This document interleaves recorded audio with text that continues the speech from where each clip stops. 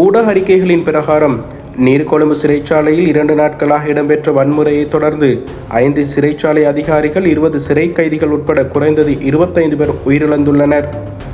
1800க்கும் மேற்பட்ட தண்டனை பெற்ற கைதிகள் மற்றும் விளக்கமறியல் சந்தேக நபர்கள் கொண்டுள்ள இந்த சிறைச்சாலையில் கடந்த ஞாயிற்றுக்கிழமை பிற்பகல் கைதிகளுக்கிடையே ஏற்பட்ட மோதலுடன் இந்த அமைதியின்மை ஆரம்பமானது. கைதி ஒருவர் போதைப்பொருள் கடத்தல் நடவடிக்கை குறித்து தகவல் வழங்கியதாக கூறப்படும் குற்றச்சாட்டை தொடர்ந்து இந்த வன்முறை தூண்டப்பட்டதாக ஆரம்பகட்ட விசாரணைகளின் போது தெரிவிக்கப்படுகிறது. ஆரம்பத்தில் 2 கைதிகள் உயிரிழந்துள்ளதுடன் 34 பேர் காயமடைந்திருந்தனர். பின்னர் ஆண் பெண் கைதிகள் குழுக்கள் சிறைச்சாலையின் கூரையின் மீதேறி போராட்டத்தில் ஈடுபட்டிருந்தனர். சிறைச்சாலைக்கு முன்னால் நின்று பல உறவினர்கள் அழுது புலம்புகின்ற காணொளிகளும் சமூக வலைத்தளங்களில் பரவி வருகிறது.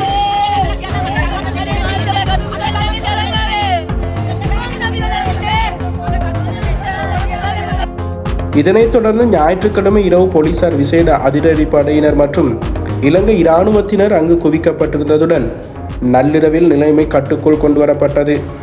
இருப்பினும் இன்று காலை கைதிகள் சிறைச்சாலையின் பிரதான நுழைவாயில் ஊடாக பலவந்தமாக வெளியேற முற்பட்டதைத் தொடர்ந்து மீண்டும் வன்முறையானது வெடித்தது. இதைத் தொடர்ந்து பாதுகாப்பு படையினர் அமைதியின்மையை கட்டுப்படுத்த மீண்டும் குவிக்கப்பட்டிருந்தனர். இதன்போது சிறைச்சாலையின் உள்ளே இருந்து பல துப்பாக்கிச்சூடு சத்தங்கள் கேட்டன.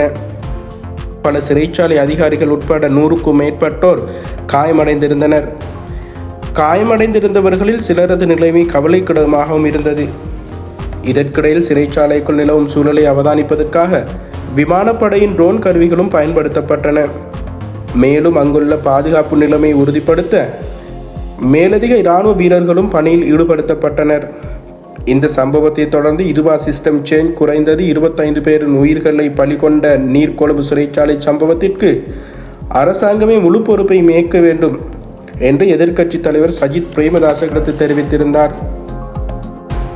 இந்த நீர்கொழும்பு சிறைச்சாலையில் ஏற்பட்ட வன்முறை சம்பவத்திற்கு நானே பொறுப்பேற்க வேண்டும், இது எவரையும் குற்றம் சாட்டுவது குறித்த விடயமல்ல என நீதியமைச்சர் ஹர்ஷன நாணயக்கார தனது அதிர்ச்சியையும் கவலையும் தெரிவித்திருந்தார். மேலும் நீதியமைச்சர் கூறுகையில், உயிரிழப்புகள் குறித்து ஆழ்ந்த அதிர்ச்சி அடைகின்றேன். உயிரிழந்தவர்களின் குடும்பத்தினருக்கு ஆழ்ந்த அனுதாபங்களையும் தெரிவித்துக் கொள்கின்றேன். நாங்கள் சம்பவ இடத்திற்கு சென்று அங்கு என்ன நடந்தது என்பதை மதிப்பீடு செய்து இவ்வாறான சம்பவங்கள் மீண்டும் இடம்பெறாமல் இருக்க உறுதி செய்வோம். இது எவரையும் குற்றம் சாட்டும் விடயமல்ல என்று தெரிவித்திருந்தார்.